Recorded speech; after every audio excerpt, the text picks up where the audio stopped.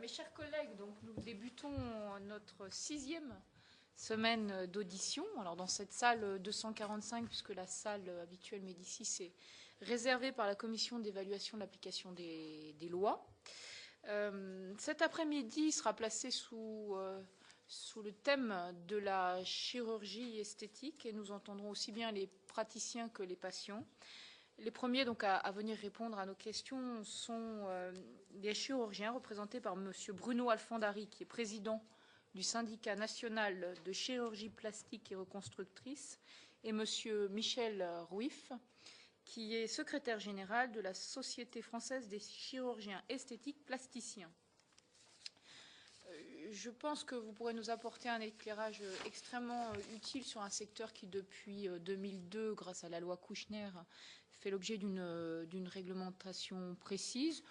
Ici, il n'est pas question d'instruire un quelconque procès que ce soit, ni de sombrer dans la caricature, mais vraiment d'essayer d'examiner tous les aspects, même les moins plaisants, d'un secteur qui fait l'objet aujourd'hui de préoccupations importantes de la part des Français. Nous serons attentifs notamment à l'éclairage que vous pourrez nous apporter en matière de formation. Et c'est vrai que c'est un sujet d'actualité parce qu'un projet de norme sur les services en chirurgie esthétique est soumis à une enquête publique et devrait déboucher d'ici la fin 2013.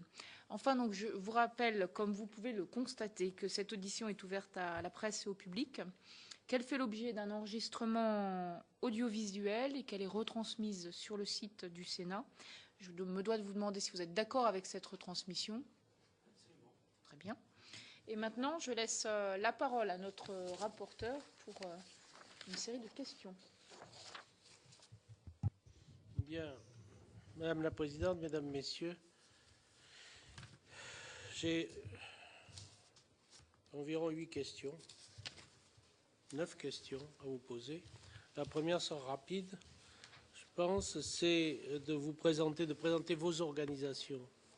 Je voulais très succinctement, bien sûr. Voilà, donc je vous présente juste donc très succinctement la SOFCEP. La SOFCEP est une société savante constituée exclusivement de chirurgiens plasticiens qualifiés et qui regroupe environ 150 à un petit peu plus de membres qui sont donc qui exercent la chirurgie plastique et plus spécifiquement la chirurgie esthétique sur le territoire français. Voilà, elle a été créée il y a environ 25 ans et elle avait pour but, parmi les chirurgiens plasticiens français, de fédérer les chirurgiens plasticiens, mais plus spécifiquement ayant une activité esthétique. Voilà. Très bien. Monsieur Alpha. Oui, donc mon organisation, c'est le Syndicat national de chirurgie plastique, reconstructrice et esthétique, qui est donc une organisation syndicale qui représente environ plus de 500 membres sur le territoire, qui sont à exercice multiple, qu'ils soient dans le privé ou dans le public, et qui exercent de la chirurgie plastique, reconstructrice et esthétique, c'est-à-dire qu'il y a le versant plastique et esthétique. Je tiens à dire d'ailleurs préliminairement que pour nous, effectivement, chirurgiens, cette division de temps en temps entre chirurgie esthétique et chirurgie plastique existe sur le papier, mais peu dans les faits. C'est-à-dire que nous apportons le même sérieux et la même qualité à la prise en charge des patients. Et nous considérons que c'est une offre de soins comme une autre. La différence étant que, bien entendu, dans la chirurgie esthétique, elle n'est pas couverte par un remboursement, mais que ça ne change pas grand-chose finalement dans notre prise en charge des patients.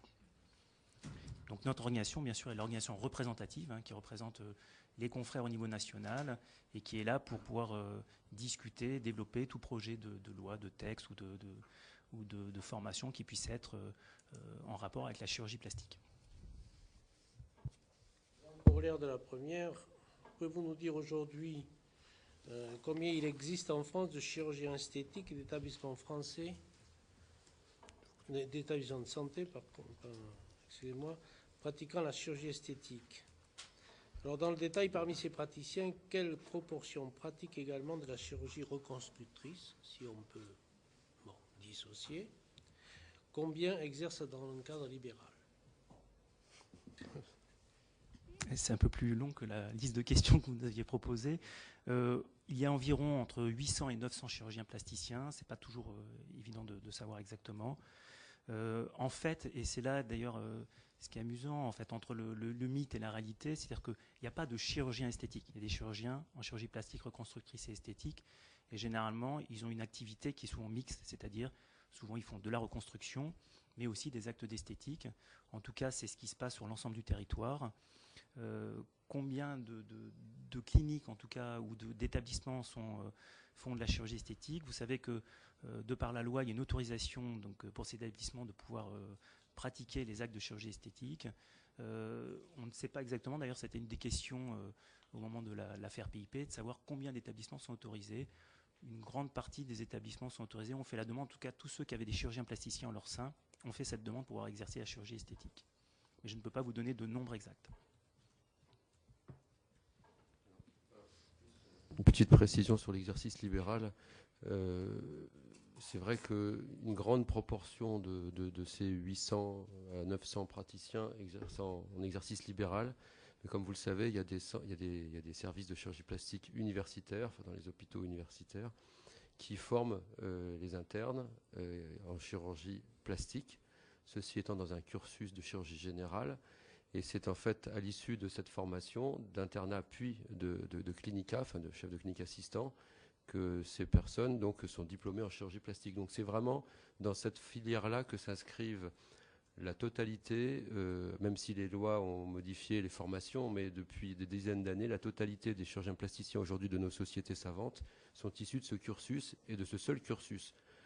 Donc c'est important de bien distinguer, de bien noter le fait que ces praticiens sont des praticiens, ce sont des chirurgiens à part entière qui, à un moment dans leur cursus d'internat de chirurgie, ont choisi la filière de chirurgie plastique et réparatrice, et encore plus en 1985, date à laquelle un diplôme universitaire a été reconnu. Donc ça a simplifié beaucoup la visibilité de notre spécialité, comme l'orthopédie, comme la chirurgie digestive, etc. Il s'installe essentiellement en libéral. La pratique fait que l'installation libérale s'impose, puisqu'en fait les propositions dans les services hospitaliers publics sont peu importantes. Donc en fait la majorité est en libéral. Madame Génisson. Oui, merci beaucoup. Peut-être pour répéter la question qui vous a été posée, bon, que vous soyez très majoritairement installé en libéral, certainement. Quelle est quand même votre place dans les hôpitaux hospitalo-universitaires? Et quand même, quelle est à la fois dans les hôpitaux hospitalo-universitaires, mais également en secteur libéral? Mais la question vous a déjà été posée, mais je ne pense pas que vous ayez répondu de façon précise. La part que vous consacrez à la chirurgie réparatrice et la part que vous consacrez à la chirurgie esthétique, la chirurgie réparatrice ayant quand même un champ d'action et d'activité beaucoup plus vaste, me semble-t-il. Enfin, ou peut-être allez-vous nous le préciser que la chirurgie esthétique. Même si en proportion d'actes, c'est l'inverse. Je vais faire la précision. Vous savez bien que, et en termes de loi, vous le savez, que les lois en France ne sont pas forcément les mêmes que dans d'autres pays. Et ce qui nous paraît forcément évident en France n'est pas vrai ailleurs. C'est-à-dire que, par exemple, une chirurgie qui va être considérée comme réparatrice en France, par exemple, pour un enfant, les oreilles décollées, est considérée comme une chirurgie esthétique dans d'autres pays. Donc c'est vrai que c'est ce que j'essayais de vous mettre en préliminaire dans cette idée de dire que le champ, même si peut-être de temps en temps certains essayent de voir une coupure entre la réparatrice et l'esthétique, elle est quand même avec une grande variabilité, puisqu'en tout cas, elle n'est pas forcément ressentie dans notre façon d'opérer. Il existe par exemple certaines interventions qui vont être, je donnerai par exemple de la réparatrice, qui sont par exemple des réductions mammaires et qui sont par exemple liées à un poids qu'on va enlever sein par sein. Alors, c'est de l'esthétique au-dessus de 300 grammes, à 301 grammes, et à 300 grammes, c'est de la reconstruction. Enfin, c'est de la réparatrice. Donc, c'est vrai que c'est pas évident de faire le distinguo. Ce qui est sûr, c'est que pour l'ensemble des praticiens, tous font des actes de chirurgie réparatrice, quasiment tous. Et après, effectivement, il y a un pourcentage dans leur type d'activité. Il est vrai que quelqu'un qui va être installé peut-être à Paris, dans certains quartiers, n'aura pas la même activité que quelqu'un installé dans la France, en Dordogne, ou je ne sais pas où, ou à Marseille. Donc, c'est une variabilité, puis c'est aussi une variabilité aussi au long d'une carrière. Au long d'une carrière, on change aussi son profil d'activité. Donc voilà, donc c'est vrai que c'est difficile de vous donner des pourcentages. Ce qui est sûr, c'est que l'ensemble des praticiens qui sont en France qualifiés sont aptes et font des actes de chirurgie réparatrice, et inversement, font aussi des actes de chirurgie esthétique. Pardon, mais vous n'avez pas d'idée du rapport, de la proportion entre les actes, pas les chirurgiens, parce qu'on a bien compris qu'ils n'étaient pas catégorisés en réparatrice ou en esthétique, mais sur les actes. Ce que je peux Non, on ne peut pas avoir d'idée parce que c'est chronologiquement variable, c'est individuellement variable et c'est topographiquement variable. Donc ça devient compliqué. Néanmoins, bon, j'ai une activité, par exemple libérale, où je peux considérer que je fais, disons, 2 tiers de chirurgie esthétique, ou peut-être un petit peu moins, et 1 tiers de chirurgie réparatrice, en particulier les réparations du cancer du sein, etc. Donc je pense qu'en particulier en province, puisque moi je suis à Tours, on a une étiquette très volontiers esthétique, en libéral, à peu près peut-être 2 tiers de notre activité, parfois un peu plus, parfois un peu moins, et 1 tiers de chirurgie réparatrice. Enfin, c'est comme ça grossièrement. D'autre part, on peut aussi peut-être indiquer que dans les hôpitaux publics, il y a peut-être une activité de chirurgie réparatrice plus forte.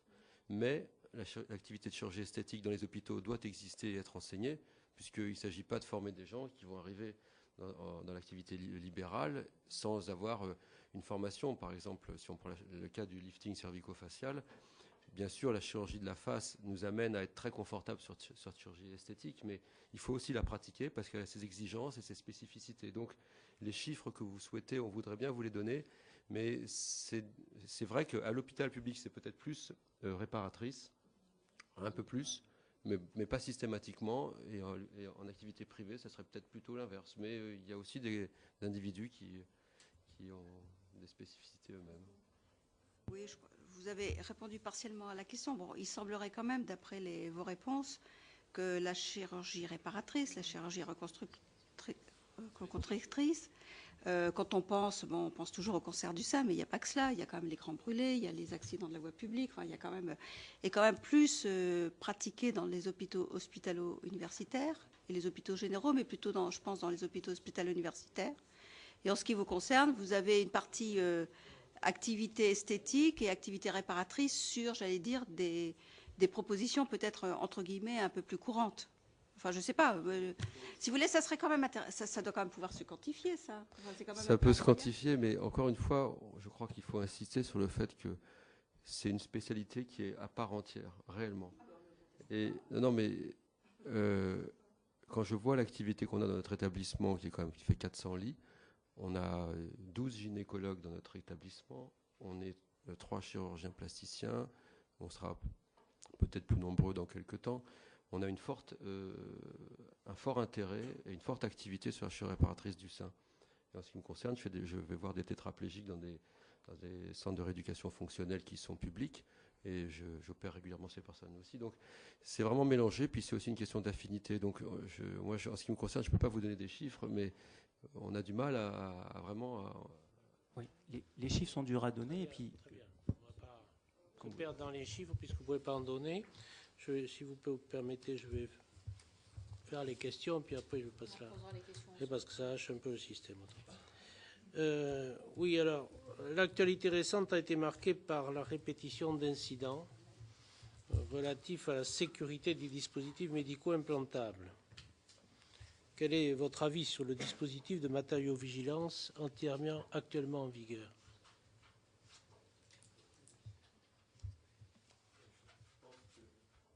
Coupé à chaque fois. On doit constater que ce dispositif n'a pas fonctionné comme peut-être on l'aurait souhaité, dans la mesure où, effectivement, la répétition, je dirais en ce qui nous concerne, on voit surtout la crise PIP. Enfin, la répétition, pour nous, c'est surtout PIP, et on la vit tous les jours.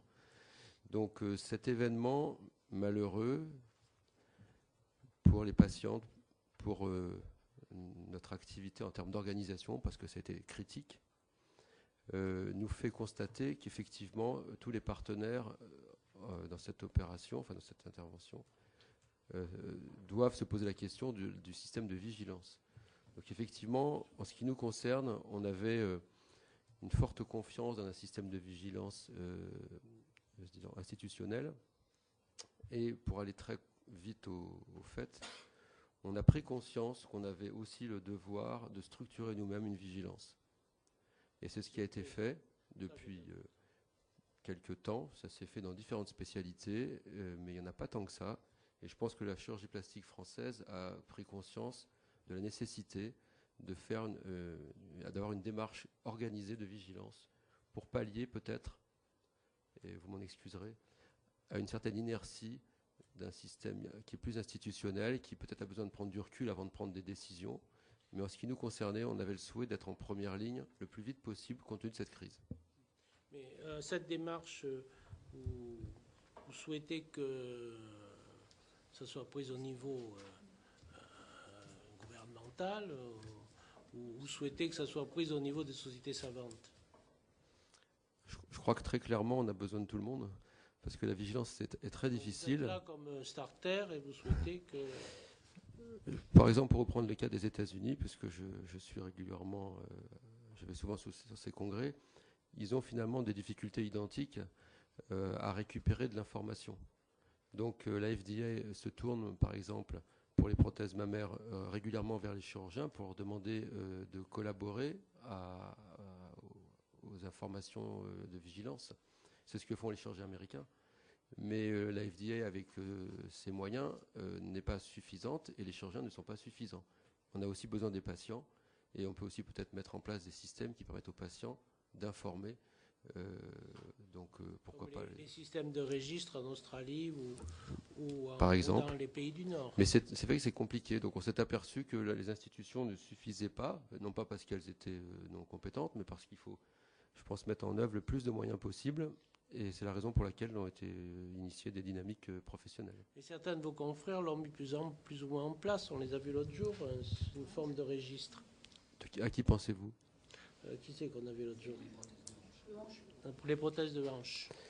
Oui, alors moi, certains de vos confrères qui ont lancé, bon, déjà... À titre individuel ou à titre d'une association ou d'une société savante? Une association. Donc actuellement, je pense qu'on peut parler de ce qui est en place. La SOFCPRE a... La Société française d'orthopédie. Oui, la SOFCPRE, qui est une société de chirurgie plastique, donc qui regroupe les chirurgiens plasticiens en général, sans spécificité particulière d'activité, a mis en place un système de vigilance qui passe par la société savante et que la SOFCEP trouve parfaitement adapté. Enfin, on le met en place actuellement. Donc, je pense qu'il faudra qu'on teste ce moyen. Concrètement, pardon, monsieur le rapporteur, mais parce qu'on souhaite que le rapporteur puisse poser toutes les questions d'un coup, mais concrètement par rapport au système obligatoire, qui est obligatoire, de vigilance actuelle, concrètement, votre initiative, c'est quoi? Elle apporte quoi? Parce que c'est une obligation, enfin, c'est inscrit maintenant dans la loi. Non, mais vous avez tout à fait raison. Il est vrai que, puisqu'on parle du système de vigilance, on a... La difficulté, finalement, c'est de faire cette déclaration. Donc, et je crois avoir fait quelques études. Et c'est vrai que même après l'affaire PIP, quand vous allez sur le site de l'AFSAS pour retrouver quel est le formulaire exact de déclaration qu'il faut faire et le remplir, je vous promets que c'est pas si simple. C'est pas si simple. Donc, je crois que ce qui est important, c'est que, et ça, je crois que c'est à ça que le législateur doit être attaché, c'est que le système de déclaration soit très fluide, soit fait immédiatement, quitte à ce que l'organisation qui est en charge de récupérer les données puisse se retourner après vers les praticiens pour leur demander un complément d'information. Il est vrai qu'aujourd'hui, ce système de déclaration n'est pas extrêmement bien fait. On pourrait penser quand même aujourd'hui, avec l'ère numérique, à des choses beaucoup plus simples. C'est ce qui a été essayé d'être tenté, en tout cas actuellement, entre une autre société savante, en tout cas celle qui fait toute la partie réparatrice et chirurgie esthétique et l'AFSAPS. Ce n'est pas encore tout à fait abouti. Mais je crois que c'est ce vers quoi il faut tendre. En tout cas, nous, médecins, évidemment, on a envie de pouvoir déclarer assez simplement. Vous comprenez bien qu'on a des charges administratives qui sont un peu compliquées, donc je crois qu'il faut faire quelque chose de fluide, de simple. Et aujourd'hui, c'est vrai que ce n'est pas le cas. Voilà. Donc si on avait une demande, en tout cas, elle est clairement pour que ça soit nettement plus fluide, beaucoup plus réactif. Notre volonté, oui. Pour préciser le mécanisme actuellement en place qui doit peut-être, excusez-moi du terme, booster le mécanisme AFSAPS, la méthodologie de la SOFCPRE était de proposer que les chirurgiens déclarent un événement à la SOFCPRE qui lui-même immédiatement envoyait l'AFSAPS avec un récépissé au chirurgien qui donc avait la certitude que son enregistrement avait été fait. Donc ça permet finalement simplement d'avoir une dynamique un peu plus forte et ça ne chaîne pas du tout. Au contraire, ça favorise la déclaration vers l'AFSAPS qui évidemment est une obligation, mais comme vous l'a dit le docteur Alfandari, n'est pas toujours très simple.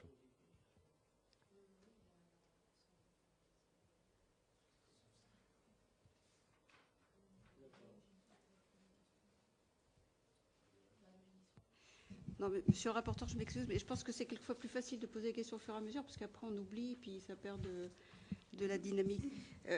Alors, la déclaration, oui, à la FSAPS, oui, mais est-ce que vous pensez utile que ce soit réactif immédiatement, parce que finalement, ce dont on se rend compte, c'est que c'est bien le déclaratif, mais après, bon, il y a toute la lourdeur administrative, l'inertie administrative.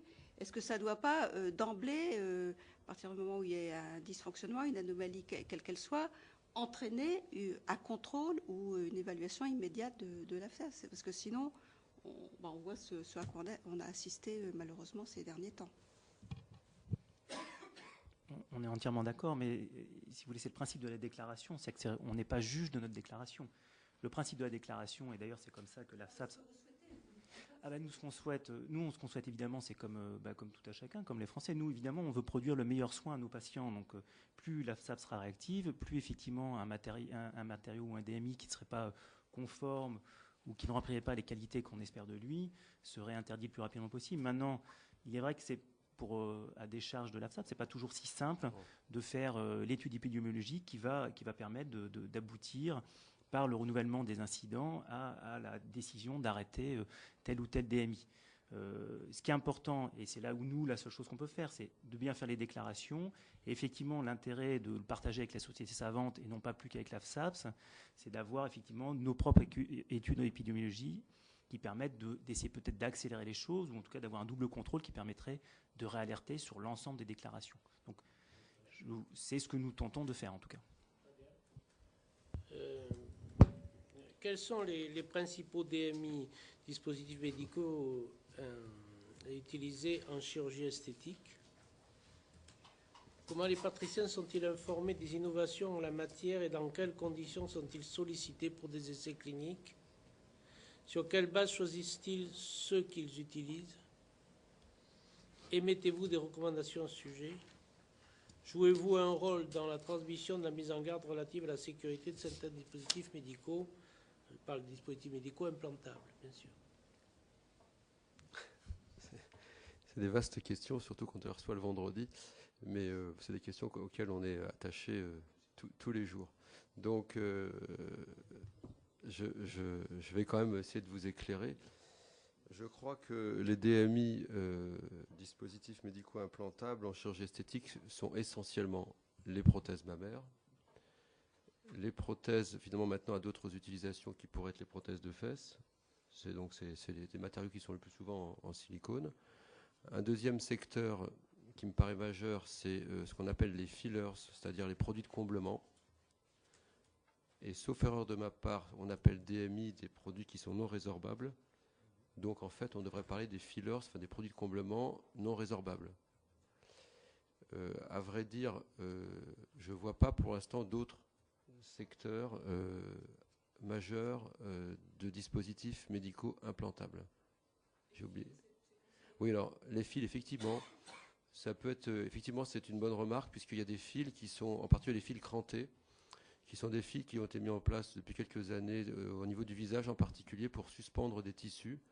Donc effectivement, comme c'est souvent des nylons ou des fils, alors on a parlé des fils d'or, mais enfin bon, parlons surtout des nylons parce que le fil d'or c'était plus, je dirais, marketing qu'autre chose.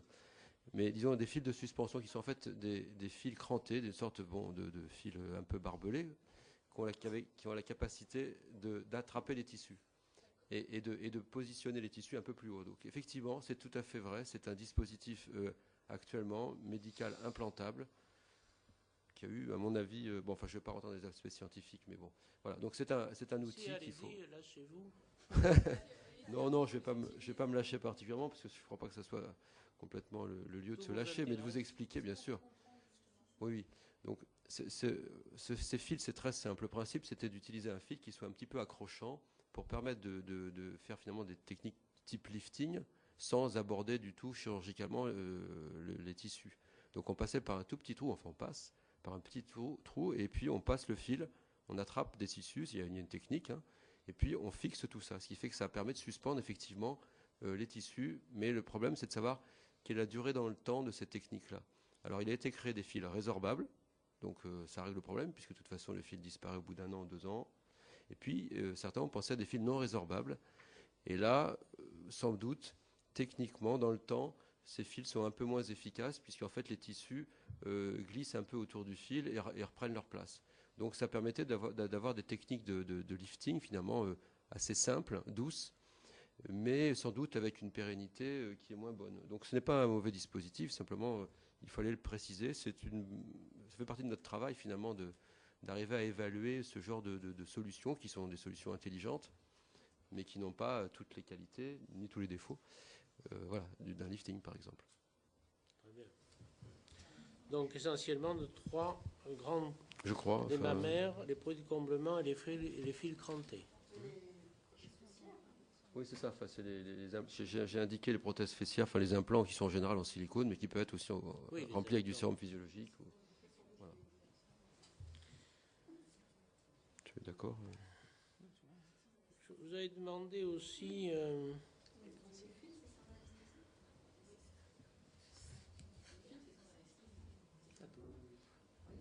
Je vais demander quel est...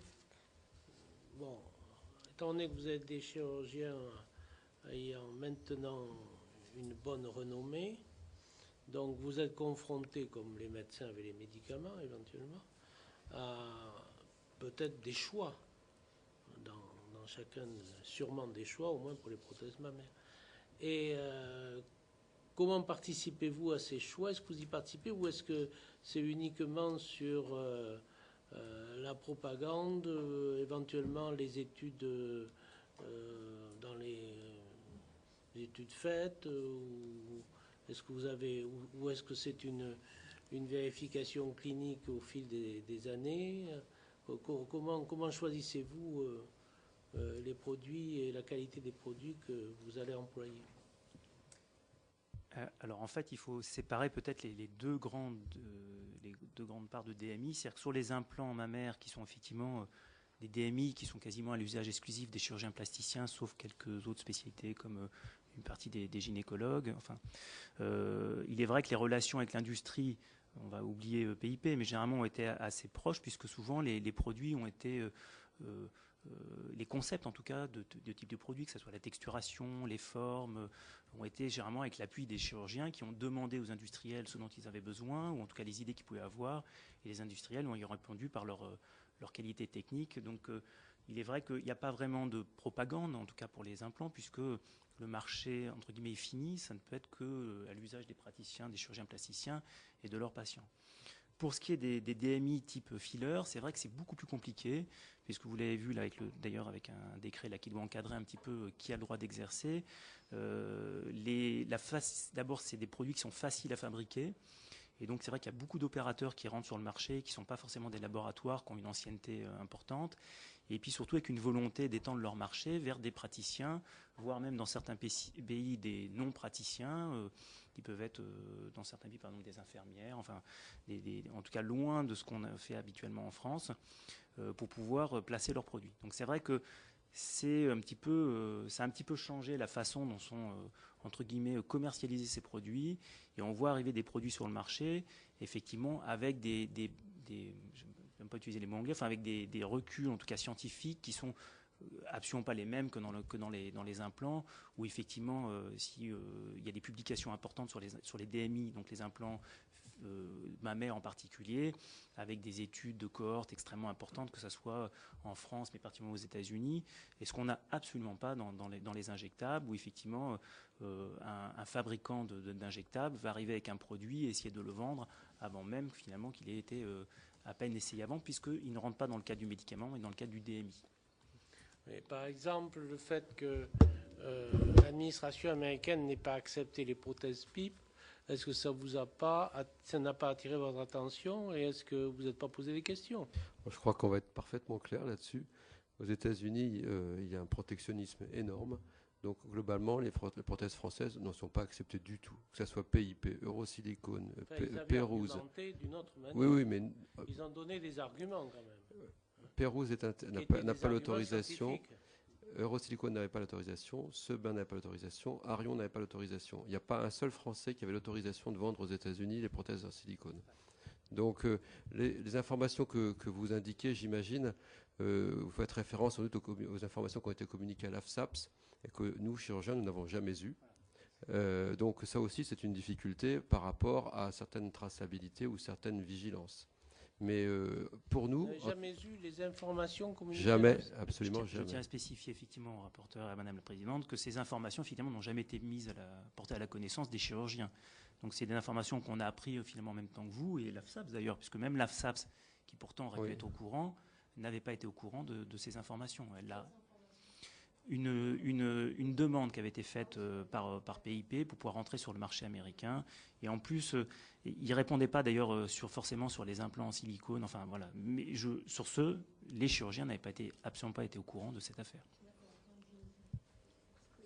Pour sortir de ces fameuses pipes, vous avez indiqué, et moi ça ne me choque absolument pas, qu'il y avait une relation très très forte, j'allais dire, entre les fabricants et vous-même par rapport aux prothèses, dans la mesure où vous apportez, j'allais dire, le conseil scientifique, le conseil technique, le conseil professionnel.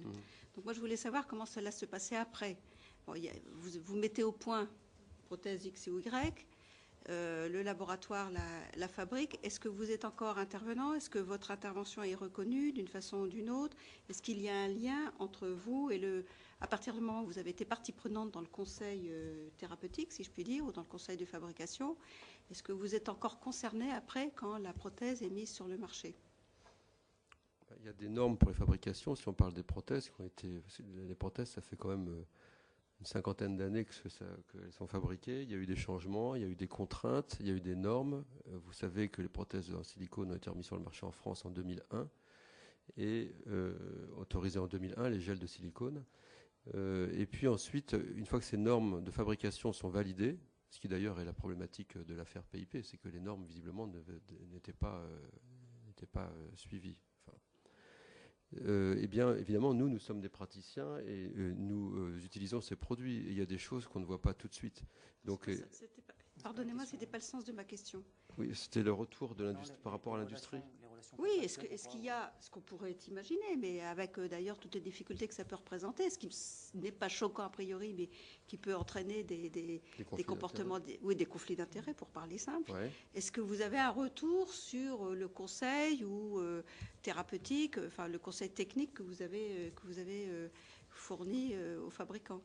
Je pense que certains sont sollicités pour entrer dans des cohortes qui sont tout à fait, je veux dire, contrôlées par des organismes de management, enfin comment dit-on, d'ingénierie scientifique, c'est-à-dire de contrôler, de suivre. Et ces études-là sont bienvenues puisqu'en fait elles sont parfaitement contrôlées et déclarées. Mais comment? Ça vaut pas que pour vous? Non, ça vaut pour... Absolument. Non, mais de toute façon, on n'a pas de spécificité par rapport à d'autres spécialités. Je veux dire, des matériaux sont autorisés par les pouvoirs publics. Les praticiens les utilisent. Ils peuvent entrer dans des études qui sont parfois randomisées, parfois, en tout cas, qui doivent être organisées scientifiquement. Et ils apportent ainsi leur contribution à l'évaluation des produits. Vous êtes démarché, vous êtes démarché. Je pense que les industriels ont toujours intérêt à contacter des professionnels dont ils savent que ce sont des gens sérieux, qui ont une certaine crédibilité en termes scientifiques, j'entends bien, hein, pour les aider à avancer sur l'amélioration des produits. C'est vrai que c'est une difficulté majeure, en particulier dans la santé.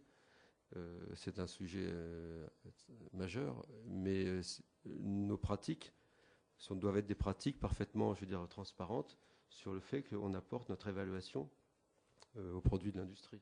Mais les conflits d'intérêts, s'il y en a, ils doivent être connus pour que ça simplifie parfaitement les choses. Mais... On est un petit peu dans le sujet de la recherche clinique, là. Bien sûr. Est-ce que c'est vraiment une question iconoclaste que je vous pose. Est-ce qu'il y a un retour vers vous quand, par exemple, vous avez mis au point une prothèse dont, à la limite, on pourrait imaginer d'ailleurs qu'elle porte le nom de tel ou tel chirurgien. Enfin, bon, ce qui est peut-être un peu absurde à dire, mais pas trop dans notre... non, mais est-ce qu'il y a, mais ce qui serait pas logique, mais est-ce que ça existe ou pas du tout? Est-ce que ça, alors, ça dépend des laboratoires. Moi, j'ai en tête effectivement un laboratoire récent français qui avait fait appel à un certain nombre de chirurgiens pour les aider à avancer sur leur projet de créer des implants. Et effectivement, ces chirurgiens sont restés donc dans une étude avec un retour des patientes implantées pour pouvoir déclarer le nombre d'incidents qu'ils peuvent avoir et permettre au laboratoire de faire son évaluation. Maintenant, Après, c'est toute la difficulté d'une relation contractuelle entre un laboratoire et un praticien. C'est est-ce que après le retour est réellement honnête et clair sur les incidents déclarés. Voilà.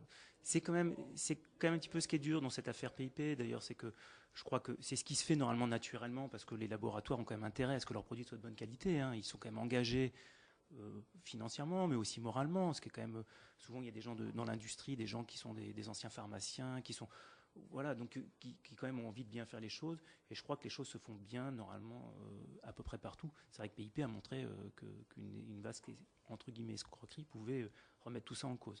Mais normalement, en tout cas moi, de quelques laboratoires, de quelques expériences que j'ai pu avoir, ça se passe généralement plutôt assez bien. Et normalement, les laboratoires sont plutôt demandeurs des retours d'informations qui peuvent leur permettre d'améliorer leurs produits. Est-ce que, c'est la loi Kouchner 2002 qui a un peu organisé le cadre réglementaire de la chirurgie esthétique. Est-ce que ce cadre vous semble adapté? Est-ce qu'il vous paraîtrait qu'il y ait des modifications à y apporter?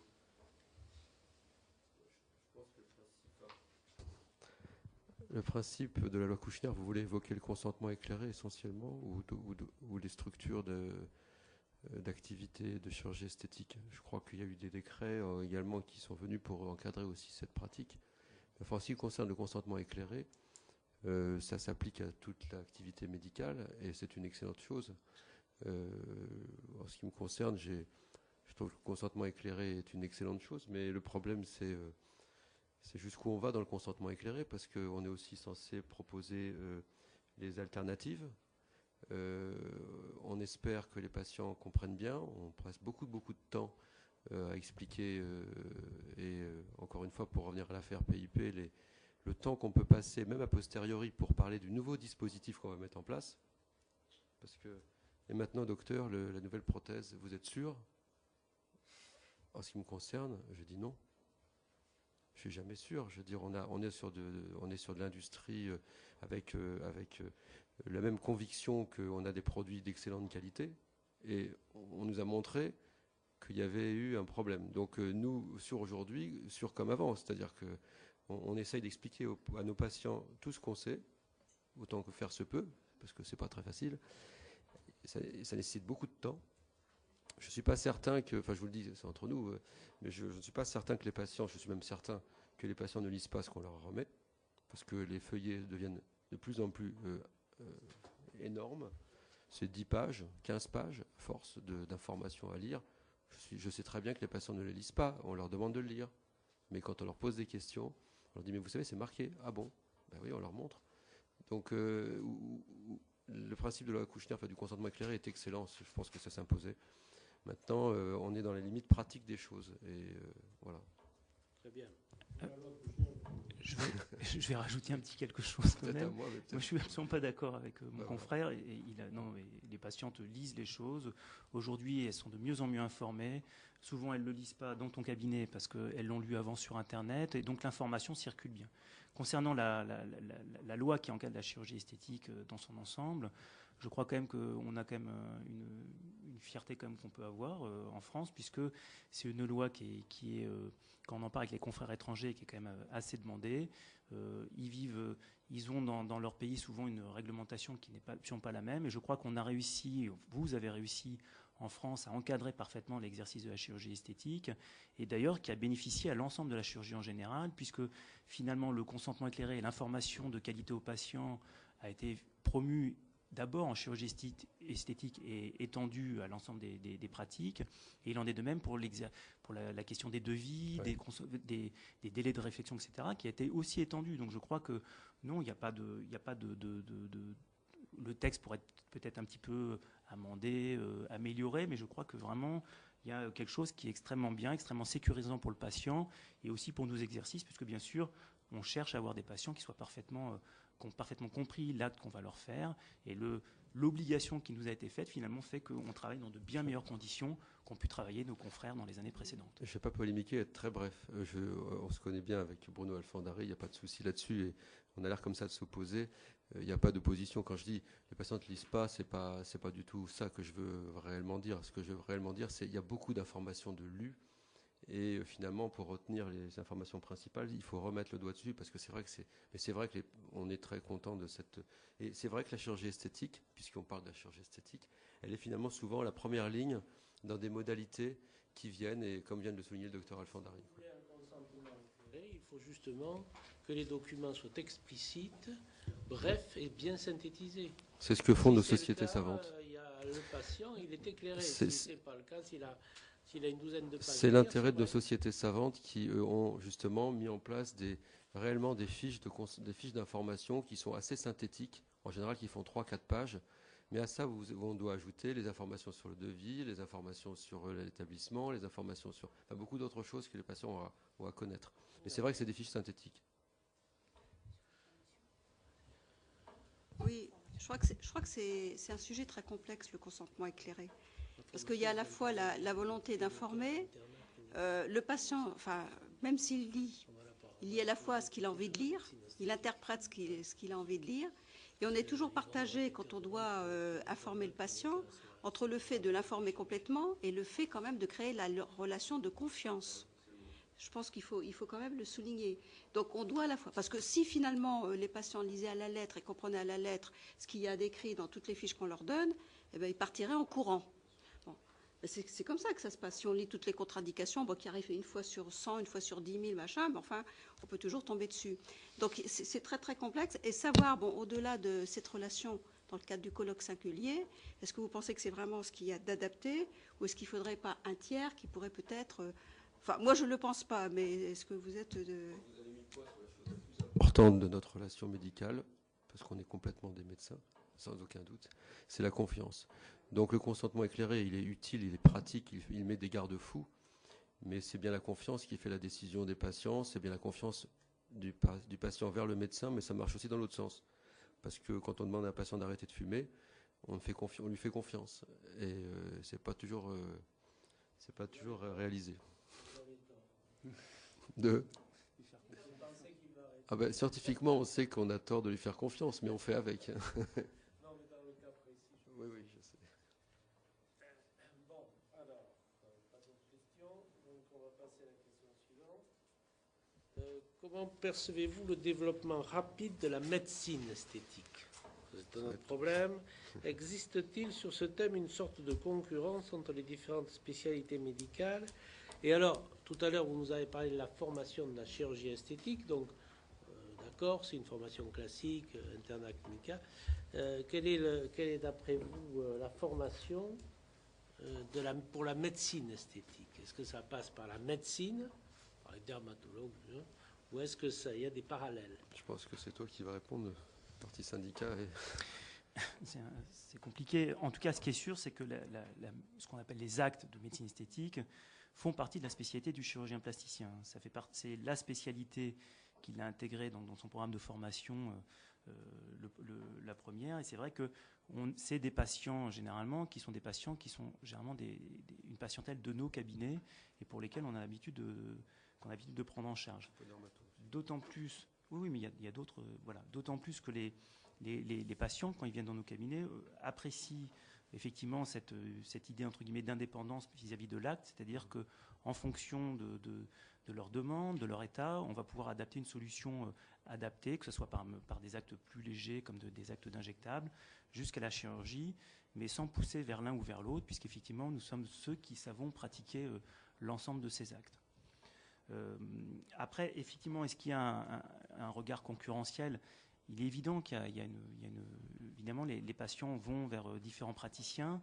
Nous, ce qui nous inquiète en tant que chirurgien, je ne vous le cache pas, c'est comme l'a dit le docteur Wif, je suis aussi membre d'une société américaine, et on a vu aux États-Unis où est apparue cette activité un peu plus tôt, dans les patients, une espèce de confusion finalement entre qui a le droit de faire de la chirurgie esthétique et non. Et donc, ces actes de médecine esthétique, effectivement, font croire de temps en temps aux patients que celui qui pratique ces actes est forcément chirurgien et demande à ce praticien de faire des actes de chirurgie, ce qui effectivement va un petit peu à l'encontre de tout ce qu'on a mis en place avant, c'est-à-dire de parfaitement encadrer la spécialité, qui a le droit de faire des actes, où ça doit être fait. Et c'est vrai que ces actes, comme on l'a vu dans les DMI, finalement sont ouverts à beaucoup de praticiens, pas toujours formés, et qui se forment d'ailleurs sous la pression des laboratoires. Je crois qu'on l'a vu là très récemment avec cette polémique sur le fait est-ce que les chirurgiens dentistes peuvent ou non injecter ces produits. J'avoue que nous, en tant que praticiens, qui avons été formés pour ça, qui essayons d'apporter le mieux à nos patients, on regarde ça avec un regard un petit peu inquiet sur le fait que finalement, parce que ce serait de l'esthétique, n'importe qui pourrait faire n'importe quoi en ayant fait une formation d'un week-end, je ne sais pas où. Je crois que voilà, il faut revenir dans du sérieux. Donc effectivement, quelle formation avoir ? Il existe déjà des formations universitaires. Je rappelle que les chirurgiens plasticiens ont une formation universitaire sur ces actes. Les dermatologues ont une formation universitaire. Maintenant, reste à savoir qu'est-ce qu'on accepte et qui a le droit d'aller faire aussi ces actes et dans quel cadre. C'est ce qu'on essaie de regarder par les décrets. Pour l'instant, ce n'est pas encore tout à fait abouti et c'est vrai qu'on a un regard effectivement critique, sachant que nous considérons, nous, que peuvent faire ces actes ceux qui sont aptes à prendre en charge les complications qu'il peut y avoir dans ces actes. Et effectivement, on fait partie des spécialités qui savent le faire. Tout le monde ne peut pas en dire autant.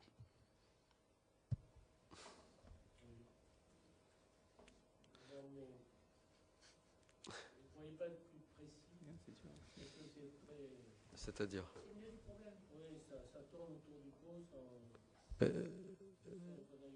je sais pas, moi j'ai juste une petite anecdote comme ça. Quand un gastro-entérologue, qui est quelqu'un de très compétent, a une perforation du côlon, qu'est-ce qui s'en occupe? C'est le chirurgien digestif qu'on appelle en urgence, etc. Donc il faut qu'il y ait une collaboration réelle entre les praticiens, une prise de responsabilité. Donc si c'est pour voir faire des choses n'importe comment et se retrouver avec des complications parce que les gens n'ont pas finalement la mesure de ce qu'ils font, ces choses-là doivent être encadrées suffisamment pour qu'on puisse avoir des situations normales, quoi. Je veux dire, injecter un produit sous la peau, si on ne connaît pas bien l'anatomie qu'il y a sous la peau, je pense qu'on est sans doute plus à même de faire des bêtises plutôt que de contrôler parfaitement la situation. Cela dit, le problème il reste entier, quoi. Est-ce qu'il faut l'encadrer? Est-ce qu'il faut que l'université soit sollicitée pour réellement encadrer une spécialité qui s'appellerait la médecine esthétique? Quelle est votre opinion? Moi, je crois que c'est mieux d'encadrer en règle générale, de toute façon. Donc, on ne peut pas laisser... Je crois que là, il y a une telle poussée de l'industrie qu'à la limite, ça protège quand même un petit peu de limiter quand même les pratiques. L'industrie, comme l'a dit le docteur Alfandari, pousse obligatoirement à la consommation des produits et cherche plus de personnes pour utiliser des produits qui soi-disant sont des produits... En fait, c'est ça qui est terrible, c'est qu'effectivement, mettre une aiguille parce qu'on parle finalement des injectables, essentiellement. Mettre une aiguille sous la peau, en Grande-Bretagne, c'est les infirmières qui font de la toxine botulique. Donc, et aux États-Unis aussi, c'est encadré par le chirurgien, mais ce ne sont pas des médecins qui les font obligatoirement. Donc, je ne pense pas qu'il faille aller sur ce terrain-là. Je pense qu'il vaut mieux aller sur un terrain de praticiens. Oui, je crois. Enfin, là, ça n'engage. Oui, je pense. Au moins Je des sais pas ce que médecins tu en et penses. spécialité de médecine esthétique. Alors, au moins des médecins, ça très clairement. C'est vrai que aux États-Unis, en fonction des États, il existe ce qu'on appelle des nurse injectors. Nous, on ne cautionne absolument pas ça. Il est vrai que, après, tout est une question aussi voilà, si c'est sûr que, est-ce qu'il faut créer quelque chose sur la demande d'un marché qui explose, c'est-à-dire avec des fabricants qui veulent pousser à la vente, en sachant qu'on est en train de parler de matériaux-vigilance, de déclaration, c'est-à-dire est-ce qu'il faut favoriser l'entrée dans le marché de gens qui vont faire produire des produits qui ne seront pas forcément de qualité, et que pour ça il faut faire une loi pour créer des médecins esthétiques? J'y crois pas forcément. La question c'est aujourd'hui, est-ce que finalement on manque de praticiens pour pouvoir faire ces actes? Je ne crois pas. Après, est-ce qu'il faut l'encadrer mieux? Ça, très clairement. Aujourd'hui, il y a une espèce de vide juridique qui, en tout cas pour une partie des actes, qui ne me paraît pas normal, et d'autant plus que vous l'avez spécifié, Madame la Présidente, qu'une norme AFNOR est en train d'être créée sur les services en chirurgie esthétique, mais aussi qui voudrait encadrer la médecine esthétique, et qu'il est vrai qu'à l'échelle européenne, on n'imagine pas qu'il puisse y avoir des différences notables entre différents pays. Je n'approuve absolument pas ce qui se passe en Angleterre, et c'est vrai que je n'aimerais pas que ça se passe de la même façon en France. Donc encadrer, oui. Une spécialité, de notre côté, nous n'y disons pas forcément, mais par contre, une formation universitaire de qualité qui permette d'autoriser certains médecins à faire des actes dans leur domaine de compétences, oui. Mais c'est-à-dire leur domaine de compétences. Certains médecins, c'est-à-dire ceux qui ont fait cette formation. Non, mais vous savez bien justement préciser, parce que vous ne précisez pas ça. Je vous ai parlé de la formation en médecine esthétique. Vous savez très bien qu'il y a des formations universitaires ou para-universitaires qui forment des praticiens à la médecine esthétique. Il y a des formations sur les. Il y a un DU de médecine morpho-esthétique et puis un ou deux DU qui existent. Ouais. La question, effectivement, c'est à qui s'adresse cette DU. Et voilà. Si vous voulez former à la médecine esthétique un chirurgien plasticien qui, dans son domaine de compétences, opère régulièrement les zones dans lesquelles il va injecter, vous comprendrez bien que ça peut aller assez vite et assez facilement.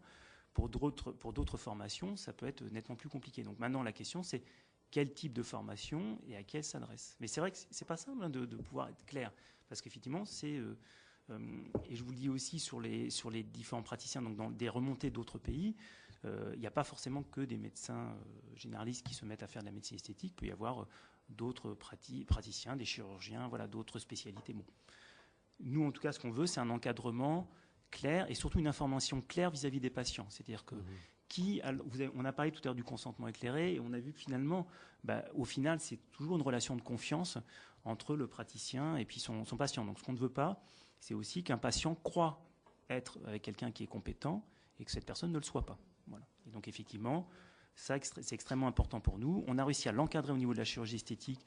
Et aujourd'hui, il est vrai que je peux garantir que l'ensemble des praticiens qualifiés en chirurgie esthétique, plastique et esthétique sont compétents dans leur domaine en France.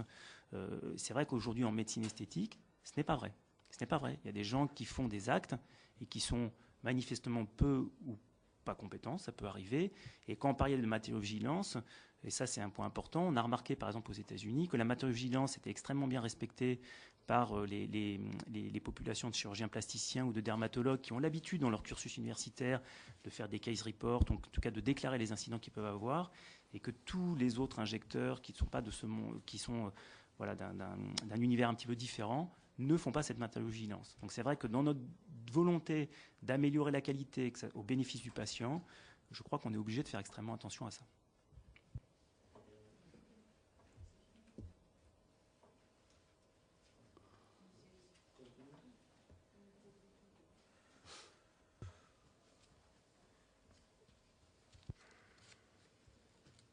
Bon, le 7, vous avez répondu. 8, avez-vous en place des procédures spécifiques en faveur des patients victimes d'une erreur lors d'une intervention esthétique?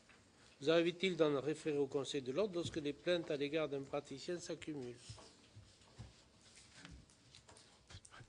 Alors, moi, je représente un syndicat, hein, donc je suis là pour bien sûr défendre mes confrères, sans tout pour autant, et ça c'est important, c'est que notre syndicat aussi appuyait tout ce qui pouvait aller dans le sens de l'amélioration de la qualité de la pratique, donc évidemment au bénéfice des patients. Il s'avère qu'à la demande que vous faites, ne s'est jamais vraiment posé la question. Si un patient ou une patiente est réellement victime d'erreurs médicales, finalement, on n'est pas sollicité. Hein. Je crois que ça se règle soit par un dépôt de plainte. Voilà, en tout cas, nous, ce qui peut arriver, et ce qui nous arrive de temps en temps, en tout cas à mon syndicat, c'est que des demandes de patients sont faites, pas vraiment pour une erreur médicale, mais pour un défaut d'entente avec le chirurgien. Et généralement, on essaye de rapprocher la patiente du chirurgien pour qu'il puisse renouer contact et essayer de régler le problème qu'ils peuvent avoir entre eux. Si la question est-ce qu'on serait ramené à faire un signalement au Conseil de l'ordre s'il y avait des faits réellement graves, des faits réellement graves qui n'étaient rapportés sur l'un de nos membres ou l'un de nos praticiens, oui, effectivement. En tout cas, jusqu'à aujourd'hui, on n'a jamais eu besoin de le faire. Par contre, effectivement, on a été amené à le faire ces derniers temps pour des praticiens qui n'étaient pas chirurgiens plasticiens et qui avaient, entre guillemets, usurpé de la qualité de chirurgien plasticien auprès de patients. Effectivement, il nous est arrivé de faire des signalements à ce moment-là au Conseil de l'Ordre pour qu'ils puissent éventuellement interroger ce praticien et lui demander effectivement de rentrer dans la règle. C'est en cours.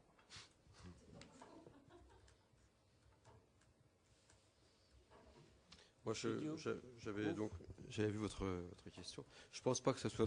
La deuxième me choquait parce que vous arrive-t-il d'en référer au Conseil de l'Ordre lorsque les patients à l'égard d'un praticien, les plaintes à l'égard d'un praticien s'accumulent. Je pense que s'il y a un événement grave, effectivement, là, on a le devoir d'informer l'Ordre, mais c'est pas à un confrère de se plaindre de la qualité des soins d'un autre confrère. Je pense que c'est les patients qui déposent une plainte devant le Conseil de l'Ordre, et ça fait partie de la pratique. Les patients, ça ne perçoit pas toujours. Hein. Vous avez des gens qui vous côtoient, sans être dans le même groupe que vous, et dont vous savez pertinemment qu'ils n'ont pas les qualités requises ou qu'ils travaillent dans des conditions qui ne sont pas adaptées. C'est arrivé encore il y a quelque temps à Marseille. Donc, à ce moment-là, vous ne bougez pas. Si vous parlez de Marseille, effectivement, il n'était pas chirurgien plasticien. Oui, il n'était pas. Donc. Je crois que beaucoup de confrères ont averti les autorités compétentes. Je crois même que l'ordre avait été mis au courant. Voilà, il est vrai que c'est triste quand on voit que ça peut en arriver jusque-là. Je ne vous cache pas que nous, effectivement, en tant que syndicat, on est extrêmement attentifs à ça. Il existe encore, par exemple, au Conseil de l'Ordre, des commissions de qualification par une voie en tout cas annexe qui permet de faire qualifier en chirurgie plastique certains praticiens. Je ne vous cache pas que nous, on y est extrêmement attentifs, mais on l'a vu il n'y a pas encore longtemps. J'ai encore vu une demande il n'y a pas longtemps on voudrait qualifier un médecin généraliste en chirurgie plastique. Il est évident que pour nous, il n'est pas question que ça puisse se passer, tout en respectant ce confrère, mais il n'a rien à faire dans une spécialité qui n'est pas la sienne. Et voilà, donc je ne peux pas revenir sur le passé, je peux vous dire qu'en tout cas sur le présent, nous sommes extrêmement attentifs à ce que chacun soit dans sa spécialité, et cela au bénéfice du patient, bien sûr, pour sa meilleure information. Je pense que de toute façon, s'il y a un danger pour le patient, on a le devoir d'avertir, bien entendu, l'ordre. Ça, c'est une évidence. Mais ça, c'est la loi. Non, mais ça fait aucun doute. Maintenant, après, quand il s'agit des pratiques, de savoir si tel confrère a régulièrement des résultats. D'accord. Mais si la question, si c'est la mise en danger du patient, je crois que la loi est claire là-dessus, de toute façon. Donc. Dernière question, en ce qui me concerne. Qu'en est-il du tourisme médical en matière de chirurgie esthétique? Est-ce que c'est aussi répandu qu'on le dit? Et quelles sont les appréciations que vous portez sur... Justement, on va vous demander une fois de plus sur la qualité des soins, puisque vous devez avoir des retours, d'après ce qu'on dit de temps en autre. Quel encadrement vous paraît-il nécessaire de mettre en place? Alors, le tourisme médical, en tout cas ce qu'on appelle le tourisme chirurgical, est quand même ancien, effectivement. Et en fait, il faut être honnête, la France en a bénéficié et en bénéficie encore, puisque beaucoup de patients, que ce soit dans notre spécialité ou dans d'autres spécialités, viennent se faire soigner en France. La particularité de ce qu'on appelle le tourisme chirurgical, c'est plutôt en fait une version qu'un tourisme low cost, c'est-à-dire qu'en fait les patients ne choisissent plus leurs praticiens pour des raisons de qualité ou de proximité ou en tout cas de notoriété, mais pour une histoire de prix et souvent entre guillemets, de recherche de bonnes affaires. Alors effectivement, nous on a une vision qui est fortement un petit peu délétère là-dessus, puisque nous avons, alors c'est pas de chance, on reçoit de temps en temps des patients qui ont eu des problèmes à l'étranger, et surtout, comme je vous l'ai dit, on a mis en France un système de qualité, effectivement, qui a un coût, avec une obligation d'assurance, une obligation de consentement éclairé, de délai de réflexion, de structure, et qui ne sont pas respectés dans d'autres pays. Bon, évidemment, le citoyen en France qui a l'habitude de boire de l'eau au robinet croit qu'on peut boire de l'eau n'importe où dans le reste du monde. C'est pas forcément le meilleur moyen pour en ressortir en bonne santé. Donc, il y a des praticiens de bonne qualité dans d'autres pays, il ne faut pas le contester, et qui ont été longtemps formés en France, avec qui on partage les mêmes congrès. Par contre, il est vrai que comme je pouvais vous garantir, juste avant que les 800 et quelques plasticiens en France ont été qualifiés, sont formés et sont des chirurgiens compétents et de bonne qualité, je ne peux pas le garantir dans d'autres pays. Et d'autant plus que, effectivement, les patients qui vont se placer à l'étranger pour se faire opérer se retrouvent dans des situations compliquées. C'est que lorsqu'ils ont un défaut dans leur chirurgie ou une chirurgie qui a des soucis ou des complications, effectivement, ils se retrouvent dans un espèce de no man's land en France, puisque pour les prendre en charge, après, ça devient extrêmement compliqué. Puisque on n'a pas forcément envie de devoir reprendre les erreurs qui ont pu être faites ailleurs. Alors, je vous rassure, hein, s'il y a un danger vital pour le patient ou quoi que ce soit, aucun de mes confrères ne refusera de voir un patient. Mais c'est vrai que c'est difficile de prendre en charge un patient qui a été opéré à l'étranger et surtout dans un domaine low cost, puisqu'en plus le patient... Mais justement, s'il est low cost, vous dites vous-même que vous avez des praticiens, enfin des collègues à l'étranger qui sont de qualité. Ont certainement eu des cursus identiques aux vôtres. Pourquoi sont-ils low cost par rapport à vous? Il y a déjà une raison très simple, c'est que les structures dans lesquelles ils travaillent n'ont pas du tout les mêmes charges. Par exemple, la façon dont ils payent leurs infirmières, etc. Enfin, ça, c'est des choses très simples. On sait très bien que ça charge bien les entreprises. Et donc, déjà, les structures coûtent beaucoup moins cher. Ensuite, leurs besoins, peut-être dans ces pays-là, pour des raisons que vous connaissez également, sont peut-être un petit peu moins conséquents. Donc, au bout du compte, on arrive à une facture finale qui est moindre. Alors, sur la compétence du chirurgien, je pense qu'on n'y reviendra pas. Ça dépend de l'endroit où la personne se formait. Mais le chirurgien, il ne travaille pas tout seul. Il travaille dans une structure. Il travaille avec des anesthésistes en qui il a confiance. Il travaille avec des infirmières qui ont une formation, je veux dire, dans nos spécialités. Mais on a besoin de ces équipes-là, on a besoin d'un environnement, et je ne parle même pas des urgences quand il y a vraiment un problème urgent, une embolie pulmonaire ou quelque chose comme ça. Donc je veux dire, la problématique, c'est toute l'infrastructure qu'on met autour aussi. Ce n'est pas simplement l'opérateur qui s'est formé en France, pour prendre cet exemple. C'est les collaborateurs, l'équipe d'anesthésie, la structure de soins, sa propreté, etc. etc. L'accréditation, qui n'existe pas, évidemment. Qui en tous les cas n'est sans doute pas au même niveau que celle qu'on veut avoir dans nos établissements. Donc tout ça fait qu'à la fin, le low cost ne pose pas de problème, sauf qu'il est au détriment, très probablement, d'un contrôle de tout ce qu'il y a autour de l'opérateur. Et bien entendu, il génère en plus possiblement des complications qui vont être gérées secondairement dans notre pays. Oui, puis la différence de coût est aussi liée au fait qu'il y a toute une partie dans le coût d'un acte opératoire qui est le post-opératoire, la prise en charge après l'intervention, les soins qui sont donnés, le suivi, éventuellement une chirurgie de correction si elle peut exister, et que eux ne mettent pas finalement à contribution du patient, puisque le patient est généralement dans l'incapacité de revenir voir ce chirurgien. Donc effectivement, ça diminue de fait le coût de l'intervention d'au moins 30%, sachant que de toute façon, c'est une mauvaise façon de travailler, puisque dans la façon de travailler, il est évident qu'il faut pouvoir assumer ces soins post-opératoires. Je crois que les praticiens en France qui prennent en charge des patients étrangers s'assurent en premier d'ailleurs de savoir s'ils sont dans les moyens de revenir les voir en consultation dans les semaines qui suivent et dans les jours qui suivent. De toute façon, on est tous... Et à défaut, d'ailleurs, je refuse d'opérer des patients. On opère des patients de l'étranger. Ça nous arrive d'opérer des patients... moi, j'en ai eu des États-Unis qui repartaient parce qu'ils étaient en France pendant 2 mois, puis ils avaient des contacts. Et voilà. Et on contacte, comme ce n'est pas quelque chose qui arrive fréquemment, on contacte les praticiens, on fait vraiment un suivi, on renvoie vers quelqu'un parce qu'on a des annuaires internationaux, on sait à qui on va renvoyer. Mais là, on ne parle pas du sporadique, on parle des flux migratoires, quoi. Donc, le suivi de cette chirurgie touristique, de ce tourisme chirurgical, on va éviter de le mettre dans l'autre sens, est franchement la problématique. C'est-à-dire que c'est intégré dans nos soins normalement.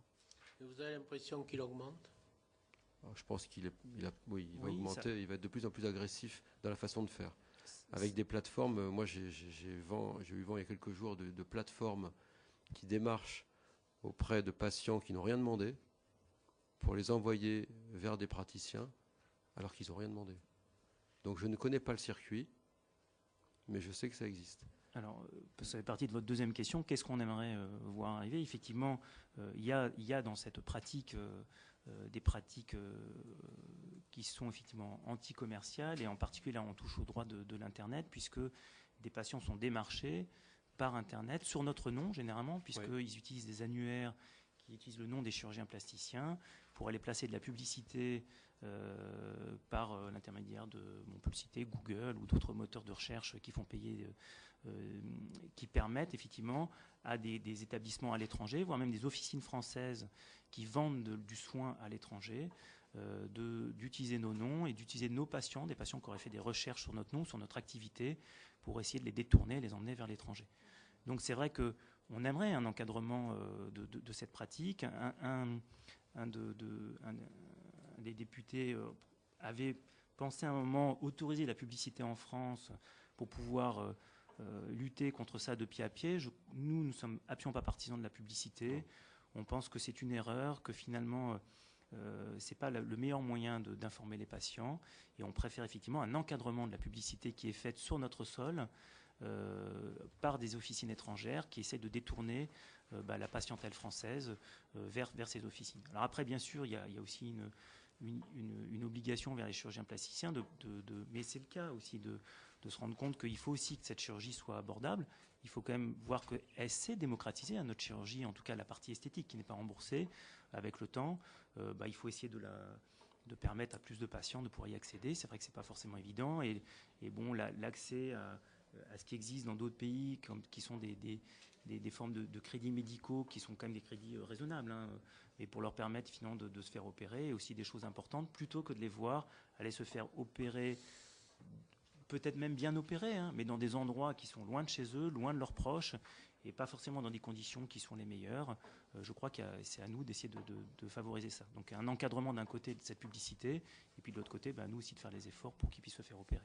Mais je rajouterais en plus qu'il y a un certain nombre d'actes, le docteur Alfandari les a évoqués au début, qui risquent de sortir de la prise en charge et qui vont grossir, et qui ont déjà grossi d'ailleurs, la quantité d'actes qui s'appellent d'un seul coup chirurgie esthétique, alors qu'il n'y a pas si longtemps, ça s'appelait chirurgie réparatrice. Donc tous ces actes-là, ils vont rajouter encore à la sollicitation qui va venir de la part de ces opérateurs. Donc je pense que c'est vraiment quelque chose qui est assez urgent.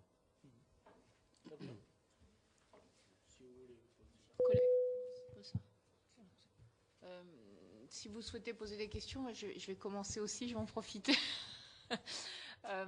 Vous avez la première question, c'est quelle est la principale difficulté à laquelle vous êtes confronté dans votre pratique quotidienne vis-à-vis de vos patients? Et la deuxième question, c'est que je comprends assez mal, vous dites que vous souhaitez un encadrement et une régulation tout particulièrement de la médecine esthétique, mais vous êtes contre une spécialité. Pour la difficulté, je pense que peut-être que la difficulté, mais c'est un outil merveilleux, c'est l'Internet. Parce qu'on trouve tout et n'importe quoi. Et donc, il y a les plus gros mensonges. Il y a des patients qui arrivent avec, par exemple, une activité qui est la chirurgie post-bariatrique après l'amaigrissement, qui est la chirurgie de patients qui ont perdu 40 ou 50 kilos et qui ont des disgrâces majeures. Il y a un rêve sur ce qu'on va obtenir au final. Et c'est vrai que c'est une chirurgie qui est lourde, qui est longue, qui est difficile. Et il faut encadrer beaucoup ces patients. Et on trouve sur Internet n'importe quoi. Ça a commencé par les crèmes, les massages. Et puis après, on explique aux gens qu'ils peuvent avoir un corps de rêve, alors que c'est des chirurgies parfois qui sont lourdes. Et qui sont, y compris d'ailleurs la chirurgie de l'amaigrissement, qui est une chirurgie dangereuse, qui fonctionne, mais qui est une chirurgie à faire par des praticiens hautement qualifiés. Donc c'est la première difficulté, c'est un peu la vulgarisation et surtout la somme d'informations erronées qu'on trouve sur Internet et qu'il faut finalement contrer dans le premier temps de la consultation. J'ai lu sur Internet. Attendez, vous avez lu quoi? Vous avez lu où? Là, on n'a plus de réponse, mais on avance. Mais première difficulté. La deuxième question que vous aviez posée, c'était sur l'encadrement mais pas la spécialité. Pourquoi, effectivement, dites-vous en chœur que vous êtes opposé à une spécialité dans la formation de médecin?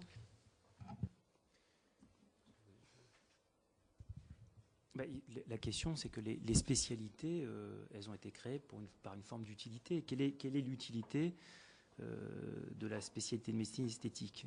Si nos sociétés, en tout cas nos spécialités n'étaient pas aptes, en tout cas, à faire ces actes, à créer la démarche universitaire, le suivi des patients, je pourrais le comprendre. Mais effectivement, non, parce que dans une spécialité, finalement, on s'en est rendu compte, notre spécialité qui est médico-chirurgicale. On a des actes de médecine et des actes chirurgicaux. Et effectivement, l'intérêt, c'est pour les patients d'être le mieux pris en charge possible. Donc la question, c'est est-ce que créer une spécialité en plus permettrait de les prendre mieux en charge? J'en suis pas sûr. Et après, c'est un autre problème même de santé publique. C'est pourquoi détourner des confrères généralistes, spécialistes dans leur champ d'activité pour aller faire des actes de médecine esthétique. Alors ça et là, on dit oui pour des compléments de revenus, pour des... Voilà, j'avoue que j'ai du mal. Ce n'est pas le complément de revenus qui doit diriger vers quel est l'exercice qu'on doit faire. C'est bien d'abord la cohérence dans le soin et de ce dont on a besoin. Donc en tout cas, c'est comme ça qu'on le voit. Alors évidemment, vous allez me dire, on essaie de défendre notre spécialité. Je ne crois pas. On défend notre spécialité, c'est important, mais je crois aussi qu'on défend les patients et aussi les confrères dans cette histoire. Quand j'ai entendu, là, je le redis, pour l'histoire des dentistes, énormément de confrères dentistes m'ont dit, mais on n'a rien à faire des injectables. On ne comprend pas pourquoi notre conseil de l'ordre dit ça. Et c'est vrai que de l'autre côté, on entend des commerciaux qui disent, ah oui, mais vous allez voir, c'est formidable, vous allez pouvoir avoir des compléments de revenus. Je ne vois pas le... Voilà, en tout cas, ce n'est pas comme ça que nous, on voit le soin qui doit être porté aux patients, et ce n'est pas les compléments de revenus qui doivent décider de qui doit faire quoi. Dans l'historique de notre spécialité, comme je vous l'ai indiqué au début de nos entretiens, la chirurgie plastique est venue, elle s'est structurée d'un besoin d'avancer, puisque c'est vraiment dans les années 75-76 qu'elle a explosé sur les lambeaux et toute la réparation. C'est devenu vraiment à part entière quelque chose d'utile dans le centre hospitalier, enfin, au niveau des formations. Il a fallu créer quelque chose qui fédérait toute la technicité. Et je ne vois pas bien du tout une spécialité universitaire de médecine esthétique dans nos CHU. Enfin, je ne vois pas du tout. Donc c'est pour ça que l'encadrer me semble indispensable. La structurer au point d'en faire une spécialité dans nos centres universitaires, je ne vois pas du tout. D'autant plus qu'elle serait, alors quasiment unique, puisque ce serait une des premières fois où il y aura une spécialité qui soit totalement hors assurance maladie. Je rappelle que vous avez demandé nos pourcentages de chirurgie réparatrice et esthétique. Effectivement, l'esthétique est enseignée à l'université, mais la réparatrice aussi. Donc c'est un tout, et donc il y a une vraie utilité publique, en tout cas dans nos CHU. Là, effectivement, on passerait sur une spécialité qui ne serait finalement enseignée à l'université à destinée purement libérale. Bon, voilà. En tout cas, c'est pas l'avis qu'on partage. Ça ne veut pas dire qu'on n'est pas d'accord pour que des médecins puissent faire ces actes. D'abord, pour une raison simple, c'est qu'effectivement, l'activité va augmenter dans ces actes de médecine esthétique, entre guillemets. Et donc, même avec la meilleure volonté du monde, on ne pourra pas tout faire. Mais par contre, ce qui est très important pour nous, c'est que chacun respecte ce qu'il peut faire et son champ d'application. Et on peut pas, et même si, et on le voit de temps en temps, certains pensent qu'ils peuvent tout faire. Et c'est le cas d'ailleurs, quand je vous expliquais le problème aux États-Unis, où de temps en temps, même des médecins qui étaient au départ des gens qui étaient bien cadrés, bien formés, etc., par la pression des patients, se mettent à penser qu'ils peuvent faire de la chirurgie parce qu'ils faisaient des actes de médecine esthétique. Ils n'ont pas forcément voulu le faire au départ, mais bon, on leur fait croire qu'eux, ou il y a des gens de labo qui leur font croire qu'avec peu de formation, ils pourront le faire. Voilà. Nous, on ne veut pas ça, et on veut quelque chose, effectivement, qui garde le sérieux et le crédit qu'on a réussi à apporter avec le temps à la chirurgie esthétique. Moi, je fais partie d'une génération des derniers formés, qui ont bénéficié de toutes les avancées que vous avez pu mettre en place, les lois, le consentement éclairé, etc. Et c'est vrai que j'ai un exercice que je trouve de qualité, un exercice avec une qualité universitaire, et je ne voudrais pas qu'on revienne dans cet amalgame qui a pu être fait avant sur le côté un peu sulfureux du chirurgien esthétique, comme on peut encore le voir d'ailleurs dans certaines émissions ou certaines séries, ce qui n'est pas le cas. Nous sommes des chirurgiens à part entière, avec une formation universitaire, faisant de la chirurgie reconstructrice, plastique et esthétique, et je veux que ça reste comme ça. Oui, merci Madame la Présidente. Oui, j'ai écouté avec beaucoup d'attention ce que vous avez dit, parce que bon, je consomme beaucoup. Donc moi, j'ai deux questions à vous poser. La première est relative au dossier médical, parce que finalement, les actes ne sont pas remboursés, vous l'avez dit, donc il ne peut pas y avoir de suivi ni par les assurances, ni par la sécurité sociale, ni par une base de données quelconque. Et vous, les praticiens ont un exercice de qualité, vous l'avez dit.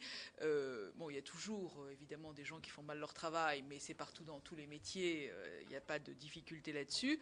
En revanche, vous avez aussi une pression d'une société d'image qui fait que vous avez aussi des patients qui sont loin d'être raisonnables et que quel que soit le consentement éclairé ou les documents que vous allez leur faire signer, si l'un d'entre vous refuse de l'opérer, on ira chercher ailleurs. Et donc là, il y a quand même aussi, vous avez parlé tout à l'heure de la pression des laboratoires ou de la pression des patients. Donc est-ce qu'on pourrait envisager, est-ce que vous pourriez envisager, est-ce que c'est totalement absurde, un dossier médical relatif aux pratiques de chirurgie esthétique pour les patients, de façon à ce qu'on puisse éventuellement suivre. Parce que vous passez d'une lipo à un lifting, et puis ensuite du botox, et puis ensuite un certain nombre de choses. Enfin, vous pouvez quand même multiplier les opérations. Est-ce qu'on pourrait envisager un dossier médical, même si les opérations ne sont pas remboursées par la Sécurité sociale? Ça, c'est la première chose. Et la deuxième chose, est-ce que vous considérez que les procédures et surtout les produits injectables type botox, acide, etc., sont suffisamment contrôlés? Ou est-ce que vous pensez que ces produits mis sur le marché et dont les laboratoires multiplient la publicité peuvent poser des problèmes, et est-ce qu'ils nécessiteraient plus de contrôle? Sur la partie dossier médical esthétique, je trouve que le principe me semble excellent. Maintenant, on voit les difficultés qu'on a à le mettre en place sur la pathologie. On est dedans, mais ça met du temps. Je pense que certains d'entre nous, en tous les cas, il y a eu plusieurs initiatives récentes, mettent en place ce qu'on pourrait appeler des petits passeports esthétiques ou des choses comme ça. Enfin, moi, à titre individuel, je le fais, que je remets aux patients et qui remplissent eux-mêmes ou qui font remplir par les praticiens ce qu'ils ont eu, parce que le sujet des injectables est particulièrement parlant dans ce domaine. C'est-à-dire que le nombre de patientes qui se font injecter des tas de choses dont elles ne savent pas vraiment, où elles ont oublié quoi, combien, où, par qui, enfin bon, par qui c'est peut-être moins important, mais quoi et combien et où, c'est déjà très important. Et vous savez, quand on demande aux patientes ce qu'elles ont eu avant, même en général d'ailleurs, même parfois la prothèse de hanche, on l'oublie. Donc, ah oui, c'est vrai, j'ai oublié que j'avais une prothèse de hanche aussi. Il y a quand même des... Ah oui, c'est vrai, j'ai oublié que j'avais eu un lifting il y a 10 ans. Alors que nous, on regarde et on voit les traces de lifting. Donc, elles oublient de le noter, c'est tout, elles oublient de le noter, alors qu'on leur donne un questionnaire pour le remplir. Donc, c'est vrai que je pense que le principe d'avoir une bonne traçabilité de ce qui a été fait auparavant est un outil indispensable. Il peut être mis en pratique par les praticiens, c'est ce que beaucoup d'entre nous font, dans l'intérêt de nos patientes. Est-ce qu'il faut de là le formaliser? Je ne sais pas, peut-être que inciter sans aucun doute, et ça, nos sociétés savantes le font. Elles incitent à le faire. Et peut-être que aussi les patientes, c'est un peu le message qu'on fait passer. Enfin, moi, j'ai fait une conférence là-dessus il n'y a pas très longtemps, mais d'inciter les patientes à avoir elles-mêmes leurs propres notes sur ce qu'elles avaient eu, parce que dans un petit sac, donc inciter déjà les patientes, les rendre aussi responsables de ce vers quoi elles s'engagent, c'est déjà un message très important. Sur la deuxième question, par rapport au contrôle de la fabrication des produits, je crois qu'effectivement, il faut qu'on, surtout les injectables, parce que je ne suis pas certain que certains acides hyaluroniques, enfin je suis plutôt certain que certains acides hyaluroniques en particulier fabriqués dans des endroits hors territoire, on va dire, français, exotiques, enfin même sans soleil, soient aussi purifiés que des acides hyaluroniques fabriqués par des grands fabricants qu'on connaît. Et c'est vrai que j'ai plutôt tendance à privilégier les grandes marques qui, jusqu'à preuve du contraire, ont déjà fait leurs preuves, plutôt que des fabricants qui arrivent, et pourtant qui ont le droit de citer, mais au moins qu'on se donne les moyens de contrôler ces produits.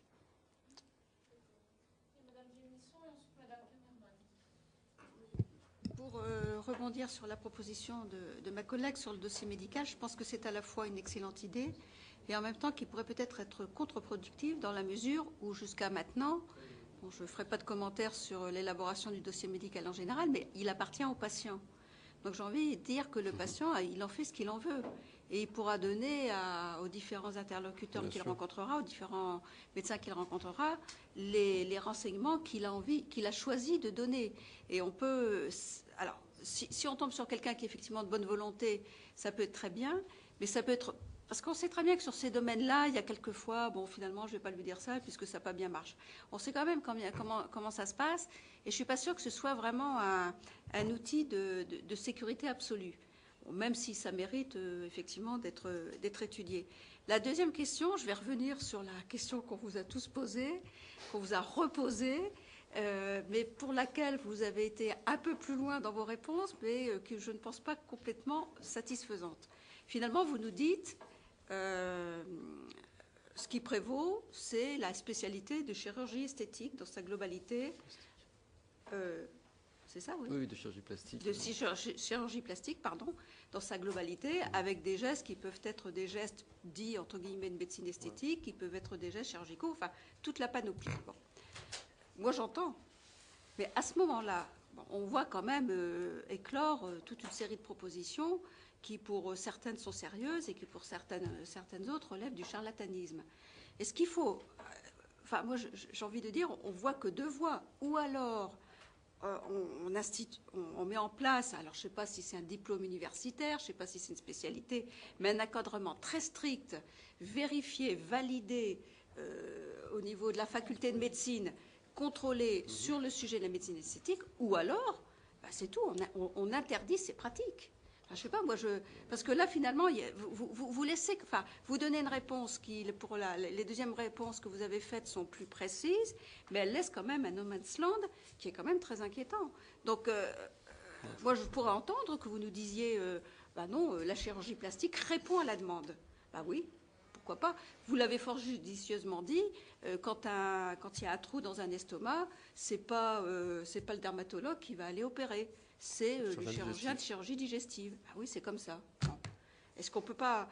Parce que là, on est vraiment, nous, représentants des citoyens, soumis à une véritable difficulté sur ce sujet. J'ai déjà parlé, tu veux... Sur le dossier médical, alors très clairement, oui, il faut un dossier médical, d'autant plus que...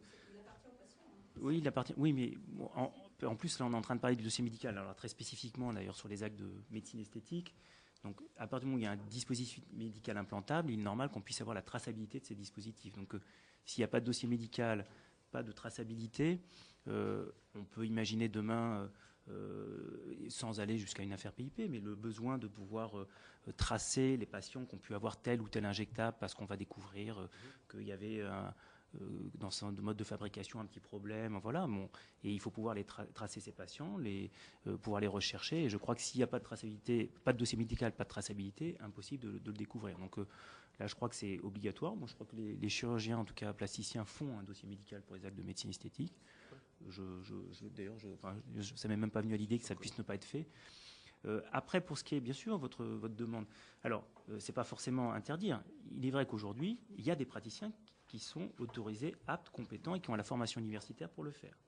Donc vous avez déjà deux poules de praticiens qui sont les chirurgiens plasticiens et les dermatologues qui ont ça dans leur cursus universitaire, plus quelques autres praticiens au RL, ophtalmo, voilà, qui sont dans la possibilité en tout cas de faire ces actes. Donc après, votre demande c'est quels autres praticiens peuvent le faire et quel type d'enseignement. Donc moi, je vous redis que nous ne tenons pas à ce qu'il y ait une spécialité de médecine esthétique. Je ne pense pas que ça soit la meilleure idée. Par contre, qu'il y ait une formation qui soit faite et qui soit faite de qualité.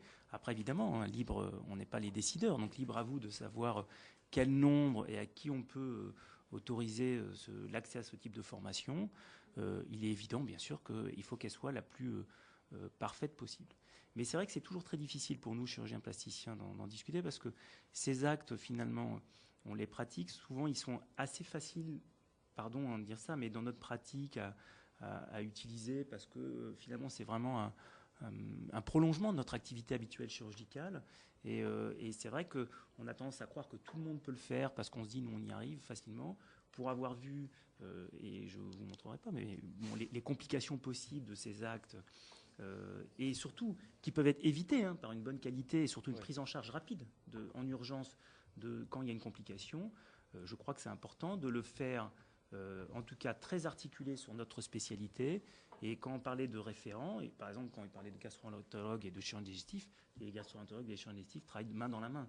Et donc effectivement, le gastro-entérologue connaît une perforation, il n'est pas abandonné dans la nature, il sait très bien aller voir le chirurgien digestif qui est celui qui travaille habituellement pour aller lui demander de l'aider sur cette complication. Et il est important que le chirurgien plasticien soit effectivement à la maîtrise. On considère aussi avec les dermatologues qui sont avec on a la même un cursus universitaire qui est en tout cas commun, soit à la maîtrise de cette formation et en tout cas de l'encadrement de cette pratique, très clairement. Notre idée n'était pas d'ouvrir les formations, mais au contraire de les fermer. Donc on était plutôt dans la logique inverse. Madame Kamerman. Moi, Moi, messieurs, je vous remercie parce que vous avez été très intéressants et c'est un bon éclairage en ce qui me concerne. Je voudrais simplement vous poser une question du début.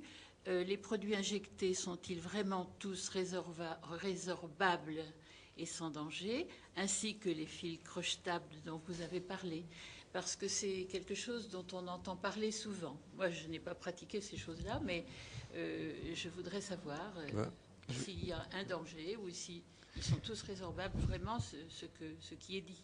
C'est important parce qu'effectivement, je vais en plus rajouter, parce qu'il y avait la question tout à l'heure sur qu'est-ce qu'on pourrait améliorer. Alors effectivement, c'est très difficile, il faut comprendre pour nous qui injectons ces produits, de savoir exactement ce qu'il y a dedans. C'est ce qu'on a découvert avec cette affaire PIP. Vous ne savez pas exactement ce qu'il y a Alors, dedans? on sait ce qu'il y a dedans. Vous avez ce qui est marqué ce que fournit comme information le laboratoire. Mais même, j'entendais tout à l'heure le docteur Rouif dire je fais appel à tel laboratoire avec son gage de sérieux.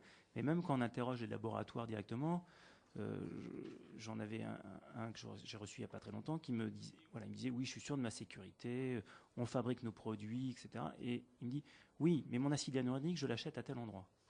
Alors là, je me dis oui, mais alors comment est-ce qu'il me dit ça? Donc il me dit garantit son produit, mais il ne fabrique pas non plus son acide hyaluronique.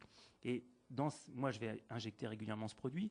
À quel moment il va m'informer qu'il a changé de fournisseur d'acide hyaluronique? Donc c'est vrai que c'est extrêmement... Donc vous n'êtes pas sûr vous-même?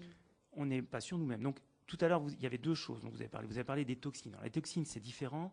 Elles bénéficient d'une autorisation de mise sur le marché, puisqu'effectivement, ils ont des indications thérapeutiques. Donc là, c'est considéré comme un médicament.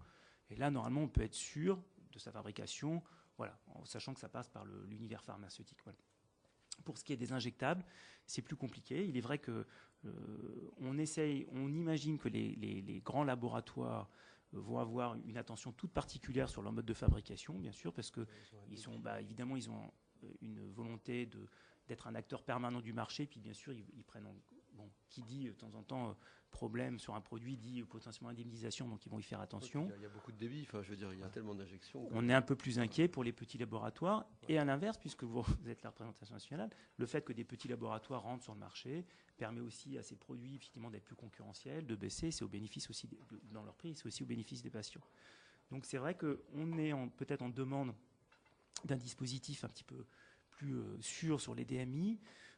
Peut-être il est imaginable d'avoir des systèmes, comme il a été fait d'ailleurs normalement sur les implants, où par exemple il n'existe que 2 fabricants de gel de silicone dans le monde qui sont parfaitement référencés et qui sont censés avoir un gel de bonne qualité. C'est ce qui a fait défaut d'ailleurs dans l'affaire PIP. On peut imaginer peut-être la même chose sur les dispositifs médicaux, les injectables, d'avoir des fabricants de gel qui soient sécurisés. Et après, effectivement, si le conditionnement peut être fait par certains laboratoires, etc., on pourra déjà avoir moins gage de sécurité, mais on est en demande effectivement d'une sécurité accrue pour nos patients.